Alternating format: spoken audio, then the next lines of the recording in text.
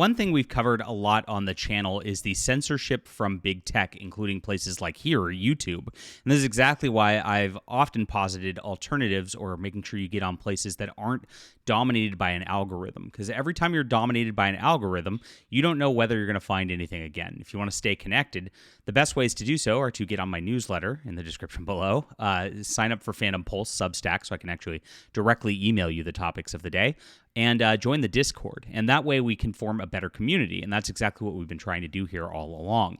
So that's actually the best way to do things. And I know I'm going to get a bunch of, why aren't you on Rumble? I am on Rumble, and you don't watch there. And that's why I don't bother with Rumble. It's YouTube with the same algorithm problems, but smaller and more niche oriented. So there's just no reason to be there. But there is some good news today. And YouTube actually has gone to Congress and admitted that they were biased in the Biden administration, that they got pressure from them to censor different channels, and they're going to be reinstating channels that were banned, which is a good thing. I can already think of some that have. Doug TenNapel already back, which is great news on this. At the same time, though, there's a couple of like elephants in the room here. All these people got their livelihoods just absolutely destroyed for a couple of years, gone, vanished. Are they going to be paying anything to them? Absolutely not. And then, of course, there's the problems with YouTube now, which persist across things, which is a massive, massive situation. And of course, that's a little harder to fight, and we don't really have much of a way to do so.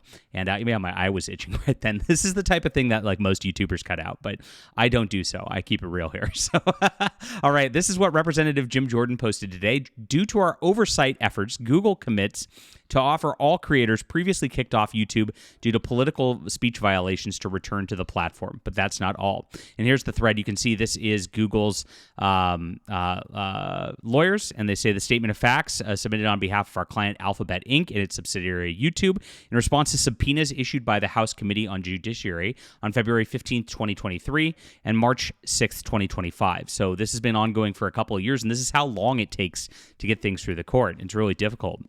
This is a big win, even though it's not a full win and there's a lot of problems like I'm going to get to. This is a big thing for right now. So through this and the investigations, they know that there are a bunch of different problems that are going on, and the entire situation right here goes through, and I'm not going to read the legalese because it is a pain in the butt, but Jim Jordan goes through it and actually summarizes it for us. He says, they admit the Biden administration's censorship pressure was unacceptable and wrong, confirms that the Biden administration wanted Americans censored for speech that did not violate YouTube's policies, details when YouTube began rolling back its censorship policies on political speech after the Judiciary GOP began its investigation, states that public debate should never come at the expense of relying on authorities, and promises to never use third-party fact-checkers. Warns that Europe's censorship laws target American companies and threaten American speech. This was a big deal over the whole deal over the last few years as well. People don't realize that these companies that operate across the globe have to institute kind of universal policies because they can't like split things up. It's too much of a pain in the butt operational-wise, and they have to like comply with a lot of European sort of deals in order to keep things going. It's very crazy, especially with everything that's going on with Europe right now. Over the past few years, we have uncovered massive scandals relating to big tech censorship, and he actually shows that Facebook has smoking gun documents that Facebook censored Americans because of the Biden White House pressure as well, which is something that happened across the board. We also had that X was doing so before when it was Twitter, right?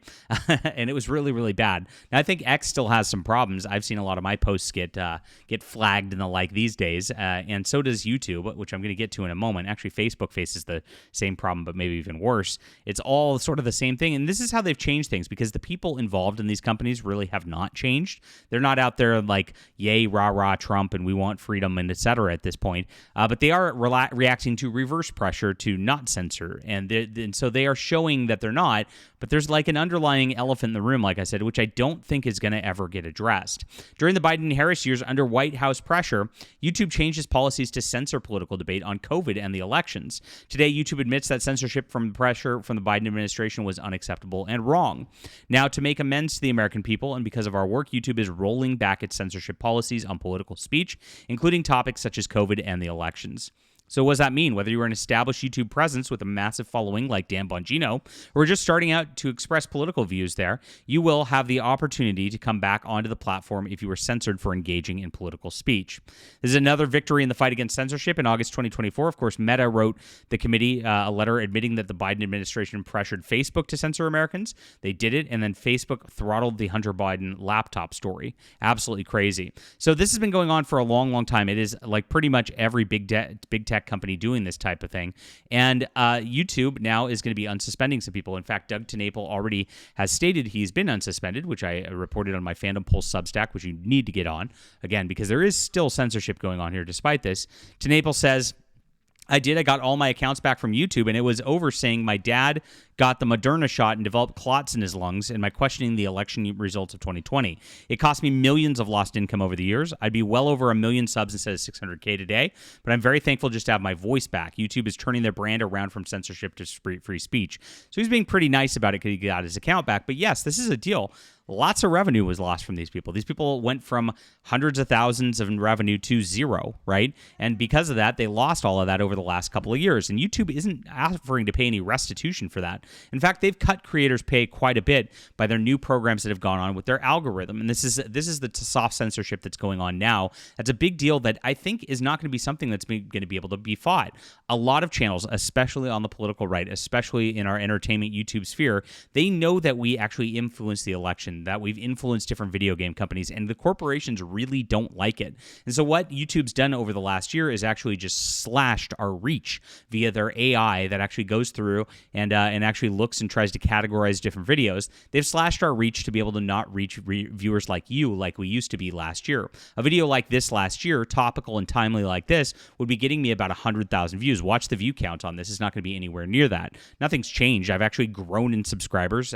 We are much bigger than last year at this point. I think we were at 30 or 40,000 subscribers last year. We're at 60,000 now, but they're not showing subscribers videos. A lot of people don't even know this, but I live stream every Thursday at 4 p.m. Pacific. You probably don't see it. You don't get any notifications. I usually get around 70 people watching that. So how do I have 60,000 subscribers and 70 people watching a live stream? It was at 300 last year when we were cooking along. And so there's a problem with the algorithm not showing things to people who subscribe. And they're doing this very intentionally. The new mantra that I'm hearing out of big tech at this point is freedom of speech, not freedom of reach, right? And so you have to like drive your own people to these sorts of things. That's why it's very important, I said, to get on the Substack, on the Discord, on my newsletter, because that's the only way I can directly reach you and make sure that you see the things that we actually post. These stories like this that are not going to get out there and not going to get past the algorithm because of the way that things are set up now. It's not just me talking about this. Clownfish TV's talked about it. The Quartering's talked about it.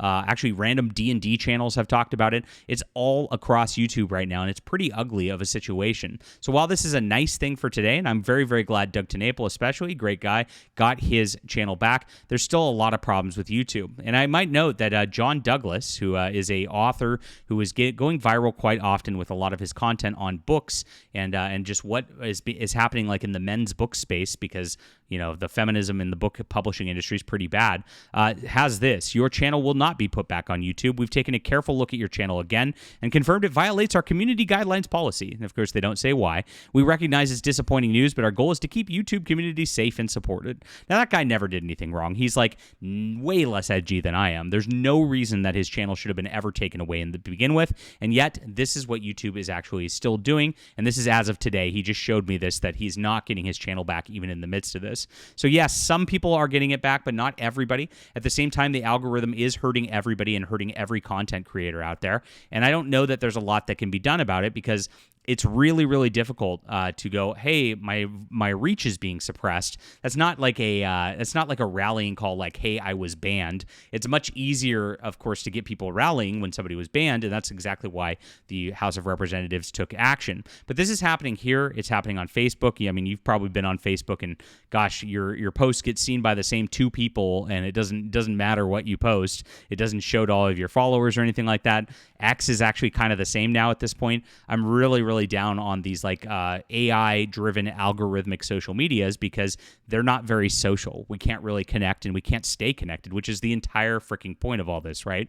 And that's why I offer the alternatives that are not algorithmically based, that are more like Discord's like a chat room. I like that. They've got their problems of censorship somewhat, but we're very, very careful on there. Substack's a great free speech platform. My newsletter obviously isn't going anywhere. I could say whatever I want there. So those are the ways to stay connected. That's the best way to do things for now. YouTube is, of course, doing this, and I applaud them for this, but there's a lot more that needs to be done to bring YouTube back to, of course, something that is a semblance of what's useful for us as creators and, of course, for you as the viewer. Leave a comment down below with what you think about this. Please hit the like and subscribe button. Really appreciate you guys being here and checking this out. And, of course, tell your friends that this channel's here and everything we're doing to fight the culture. It's super important. We'll be back soon.